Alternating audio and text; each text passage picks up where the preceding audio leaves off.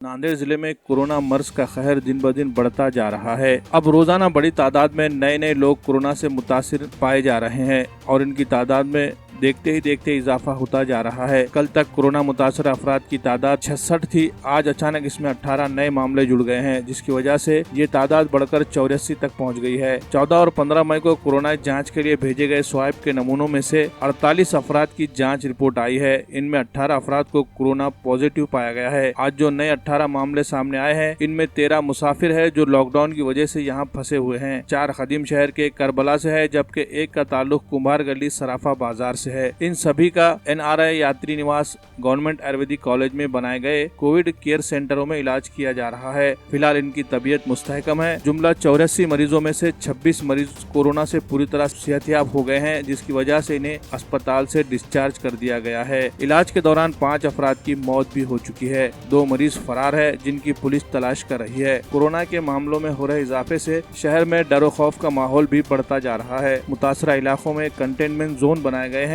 और उन्हें पूरी तरह से सील कर दिया गया है। जिला इंतजामिया की जानिब से बार बार लोगों से अपील की जा रही है कि वो अपने अपने घरों में रहे और बिला जरूरत घरों से बाहर ना निकले।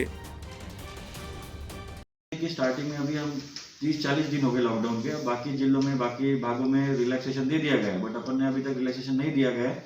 तो हम असेस करेंगे, क्योंकि अभी कोरोना के जो पेशेंट बढ़ रहे हैं ये मुझे मंजूर है, लेकिन वो जो पेशेंट बढ़ रहे हैं वो उसी एरिया में बढ़ रहे हैं, नए एरिया अपने नहीं आ रहे। जैसे अफजल नगर, गुरुद्वारा लंगर साहेब, देगलूर नगर, उसी में पेशेंट बढ़ रहे हैं, क्योंकि जो उनके कांटेक्ट में है वही पेशेंट बढ़ रहा है। अगर नए जगह, नए एरिया में कोई नया पेशेंट आ रहा है तो वो खतरे की घंटी होती है। तो इसलिए जहाँ पे पेशेंट नहीं है वहाँ पे रिलैक्सेशन दिया जा सकता है। वो किस प्रकार का रहेगा वो हम अभी प्रशासन बैठ के हम डिसाइड करेंगे और आप लोगों को बताएंगे।